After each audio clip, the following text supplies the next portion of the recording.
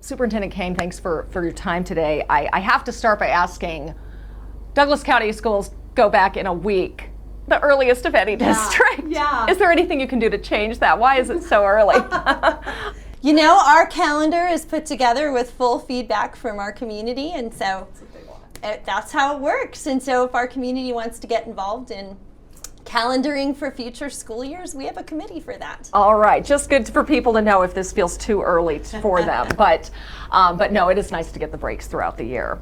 Well, really though, I want to start by talking about your goals heading into the year. This seems to be the first year since the pandemic that we're not starting the school year talking about masks, COVID restrictions. Remote learning is not really overshadowing things anymore. So is that your attitude, that it's time to move on, start from scratch again, keep working in a certain direction? What is the overarching theme this year? You know, I would say the last 2 years have been really rough for educators. But what I've seen going into this year is so much optimism. Optimism that we are now focused on kids and on what we can do for kids. Our educators, our leaders are so excited to get back to school. You asked about our priorities for the school year, and looking forward, our priorities are on literacy, so continuing to implement the science of reading. We've seen great results so far, so we're excited to be doing that. Making sure that all of our kids can read. It's so important, no matter where you're from, to be able to read. We're focusing on the essential skills, which is part of the Colorado Department of Education academic standards. And the essential skills include things like perseverance, resilience, civic-mindedness, critical thinking, collaboration, communication. All those things our kids need to be successful academically and otherwise. All those things that promote their social-emotional well-being as well. The third thing we're focusing on are professional learning communities in our schools. So really encouraging that environment among educators where they work together with data to look at how they can improve outcomes for kids. So just constantly thinking about growth and achievement and what can we do for not only for groups of kids, but for this child, and working together and collaborating with best practices to advance outcomes. And then the final thing that we're focusing on are pathways. Making sure that our kids all have a great pathway when they leave our system, whether that's to the college of their choice or whether it's to receive a certification in our system and be able to go straight into their career.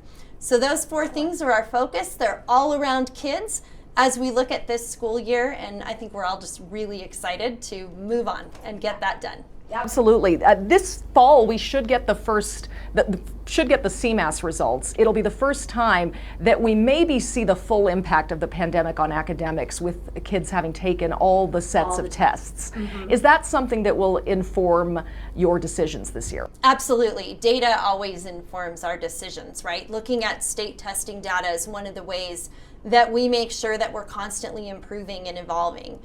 How are we doing? Where do we need to go to make sure that our kids are growing and achieving? Just never taking our eye off of that ball, which is outcomes for our kids. And so yes, it will be very informative. And you're right, this past spring was the first time in a long time that we've taken all of the tests. And so moving our accountability forward, we'll be able to look at growth in the coming years, and all of that information helps us continue to advance outcomes for kids. The other aspect, you brought it up, mental and emotional health of kids. It's become such a concern around the country. Is that something you are directly tied in making sure, and how do you make sure as the leader here that down to the elementary school level, kids are getting that time and that support for their social emotional health? We have great support for our kids. Our 2018 Levy override paid for a counselor in every school. What amazing timing. Mm-hmm. But we also are providing supports for our educators, the supports that they feel like they need to be able to support our kids, whether it's behavior, social emotional, whatever it might be, just whatever they need to be able to support our kids. And helping our kids be successful is the best thing we can possibly do for them. I want to ask about the teachers. They got a raise last year. They did. But inflation is rampant. So school supply costs are up. I'm shopping with my kids this week, and I'm afraid of what the bill will be. Yeah. What can parents do to support teachers in the classrooms? If we have the means, sometimes they ask for more supplies throughout the year. I mean, what do you think we can do? Because we know teachers spend so much out of their own pockets. Absolutely. I think parents can ask teachers for wish lists, work with their local parent-teacher organizations at their schools to help the schools with their priorities. Our teachers in Douglas County in particular, we are really suffering from the ability to pay them competitively with our neighboring districts. So one of the things that we're looking at doing is actually putting a mill levy override on the November ballot. It'll be up to our Board of Education ultimately, but that will be the recommendation coming from staff so that we can pay our teachers more competitively. It's so important. We can have all the amazing programming in the world, but we have to have the human beings who can actually execute that programming and take care of our kids and inspire our kids every day. And how about the rest of the staff? Every district last year we saw struggling to get those cafeterias staffed, the buses staffed. How is that looking right now? It's about the same. We are also struggling. Well, in that case, we're struggling not only with competitive pay, but also, of course, with the labor shortage. Yeah. That's been a big challenge for us, right? You raise bus driver pay, and now you can't find kitchen workers because they all went to drive a bus. It's that balance, right? It's trying to figure out how we take care of everyone and make sure that we keep as many employees as we can. But the shortage has been a real challenge for us and for many districts. The mill levy override that I mentioned, assuming we pass it, that would also help us pay more competitively, not just teachers, but also across the board, to help us hold on to our amazing custodial staff, our para-educators, our kitchen workers, our bus drivers, all across the board, because it takes so many people to support and allow for the great work that happens in our classrooms. Absolutely. Well, this is a sad topic, but the school year ended, sadly, with the tragedy in Uvalde. It was the last day of school for many people here in Colorado. It was one of the last days there.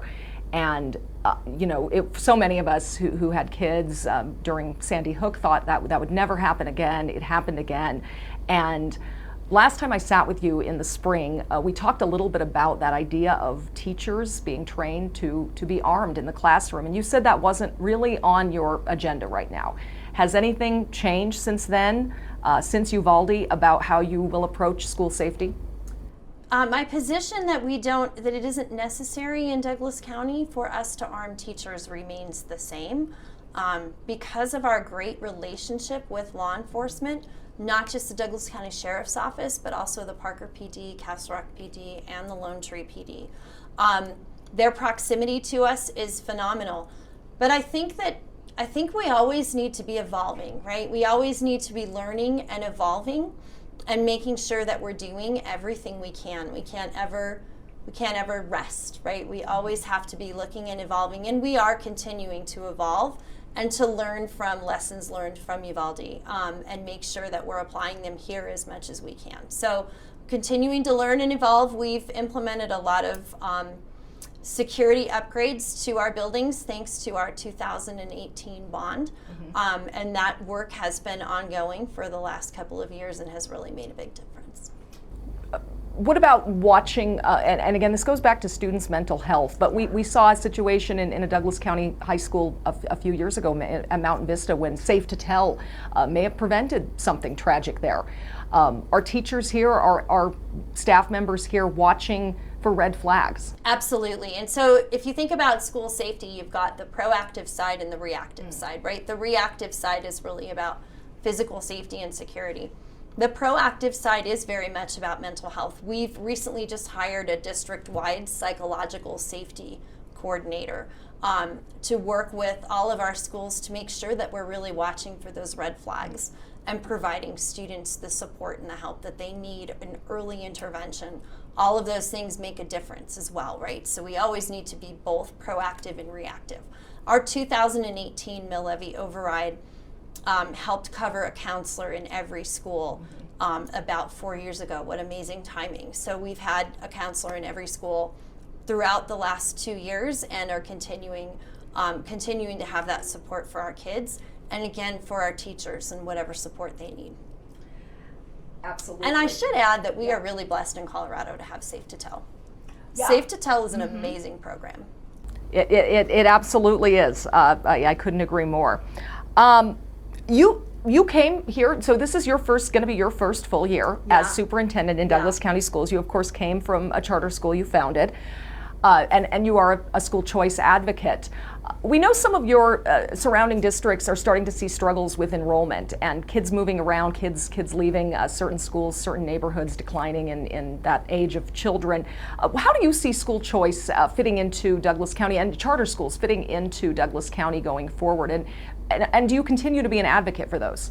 We have an incredible balance in Douglas County. About 75% of our kids and our families choose to attend a neighborhood school, and about 25% choose to attend a charter school.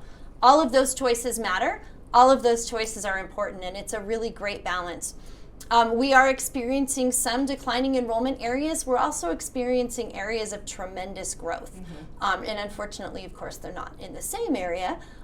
So we're really navigating how to make sure that we have neighborhood schools in our communities that are experiencing significant growth. We haven't built a neighborhood school in Douglas County School District since 2010. So one of the things we are also looking at for November is considering asking our taxpayers to build neighborhood schools in a few of our new neighborhoods, because it really is time and there's tremendous growth. We also need to deal with declining enrollment. We also need to look at having a 3 to 5 year plan to make, with community feedback, staff feedback, to make sure that everyone understands what's going to happen in 2 years, 3 years, 5 years, so that we're not being reactive. So we need to handle both sides of those coins. We're so big with 844 square miles that we have both. Absolutely. Let's talk a little bit about those options, those pathways you mentioned. College costs are soaring. They are. You know it. I do. And students don't necessarily have to go with just one option anymore, one 4-year plan. How has Douglas County started to change that? Evolve, right? We have, just like everything else, we have to continue to evolve.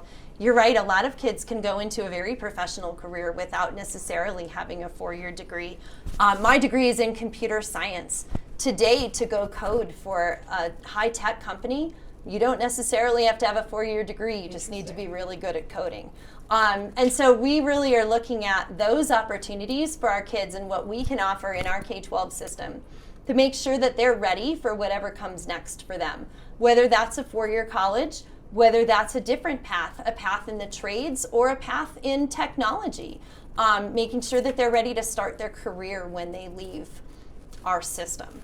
We may see an attempt to recall school board members, the ones that fired your predecessor and hired you. How much does that fighting and infighting between those who agree and those who support the current board makeup and those who don't, how much of that weighs on you going into this school year, and how much do you even give it thought as you kind of make your plans for your future here? I'm really focused on our kids and on our staff and making sure that we're moving forward and that we're as optimistic as possible about the future for this district. The interesting thing about our board, it's truly a representative board. Our district is split, our community is split, our country is split. I think we have an incredible opportunity to be able to demonstrate what it's like to come together, what it's like to have conversations where we disagree, but that doesn't mean we're bad people. Where we give each other the presumption of positive intent. Just all of those things, I think, need to return to our society, and we have a great opportunity to demonstrate that here.